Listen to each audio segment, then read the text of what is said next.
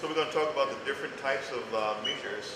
We have two types of electrical voltmeters, or we call them multi-testers, because it can read both voltage, amperage, and resistance. And a few other things. The digital meter, of course, could read an awful lot more. It can go to DC, AC, it could read temperature, capacitance, hertz, diodes, multiple, well, one meter. Well, this meter is basically the typical multi-tester. The original meters came out was analog, which had a needle and scales on it, and it had a dial where you can set the ranges of the accuracy of the meter. And it's really simple once you take a look at it, and it does a couple of different things and based on the scales. The way this is broke down and calibrated is the top scale here will read resistance. And the way you can tell, we can put the leads together to touch it as if there's a complete circuit. And since there's no resistance in the wires and we're not checking a load, we put it together, the needle will swing over. Basically using the battery inside of it to send current through the wire to see if there's resistance. If there's 9 volts applied and there's no resistance, it goes all the way to 0. The old meters like this here, we had to calibrate it. We had to zero it out. So we had to adjust it to make it exactly 0. If it didn't go to 0, we make it 0. And then from that point, it will be accurate. Digital meters will self-calibrate itself. If I set this to ohms, with high resistance, it would read OL, meaning it's out of range or overload. So at this point, when I set for ohms, since it's reading air, which is extremely high resistance, it's reading OL. But if I put it together again, it should go to 0, meaning that there's 0 resistance. Current can flow through the wire very easily. So go back. So there's nothing to adjust with the digital meters, nothing. That's nice about it. And simple, you just read it, and a lot of times it has auto range, so it can recalibrate itself based on the amount of resistance in the circuit to make it as sensitive or accurate as possible. So if you're reading something with a lot of resistance, it just recalibrates itself. Okay, we want to find the most accurate scale automatically for the resistance. But this analog meter had to be adjusted. If you look at it closely, you might need to zoom in if you see it better. But on the right side, it has the scale for resistance. And you can see it's got R times 1, R times 10, R times 100, R times 10,000. And we can adjust it based on the amount of resistance we're looking to do. Each time we do that, we have to recalibrate it as we set it up. Recalibrate it for R times 1, turn it to 0 again. One thing also about this type of meter, if you see this mirror back, to make it accurate, if you stand at an angle, you don't know where the needle is exactly at on the scale. So by looking at the reflection of that red needle in the mirror, in the back of it, once that reflection disappears behind the needle, you're exactly at the right spot. So this is how we know if we are accurate or not. So we look at the scale again. 0 resistance, 0 ohms, and it goes backwards to higher ohms. And when it goes all the way into the left side, it's reading infinity. Infinity means the number is so large that we cannot measure it. With a digital meter, basically the same thing. When it's reading infinity, it reads OL. So OL is how we know that it is infinity or extremely high. It's an open circuit. It's an open circuit like a switch. The circuit is open. The switch is all open, meaning it's off. It's going to read infinity.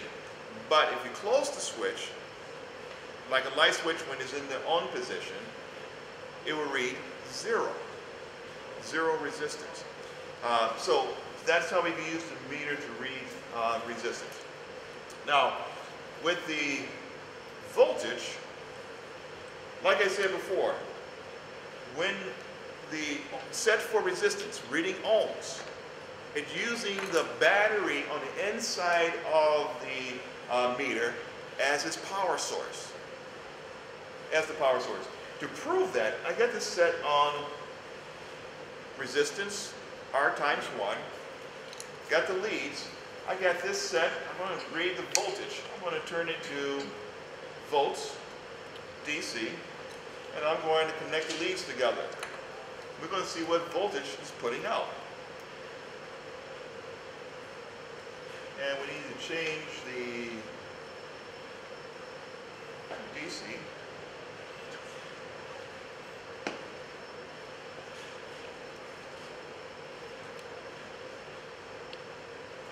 It's reading 1.5 volts. That is a D-cell battery, 1.5 volts. So I'm reading the voltage of this meter with this meter. I'm reading its voltage. It is actually having the power, even though it's set on resistance. Remember I said to send voltage through the meter, through the leads, and I'm using this meter to actually read that voltage. So it's reading that DC voltage, 1.5 volts DC. Okay? Now, voltmeters have extremely, when you set it for voltage,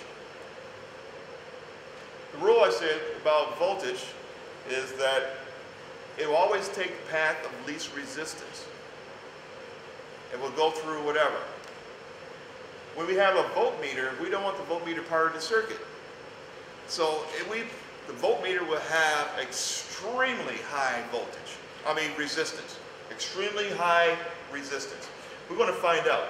So we're going to use this ohm meter, set this for voltage. I'm going to read how much resistance from this meter when I set for volts. We'll set this for volts, set for that. We're going to put the leads together and see what is reading. It doesn't even move. I'm going to set the scale a little higher and see what it reads. Doesn't move.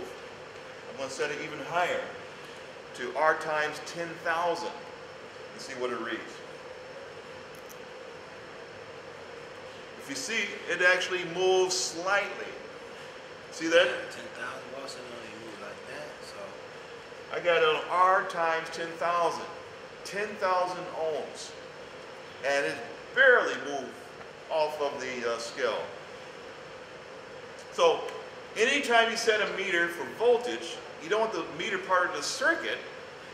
So, instead of going through the meter and taking power from something else, you set it for extremely high resistance in the meter. Extremely high resistance, and it will be able to read it. I can do it vice. I'm going to change it. I'm going to set this for volts.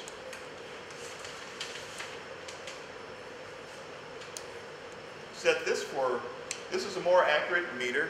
One thing nice about digital meters, the accuracy is very good, extremely high. And I can set this meter to be able to read very finite, very small or very high voltage, amperage, or resistance. So I'm going to set this for ohms. I'm going to set this for voltage.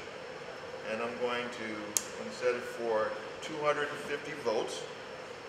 Set this for ohms.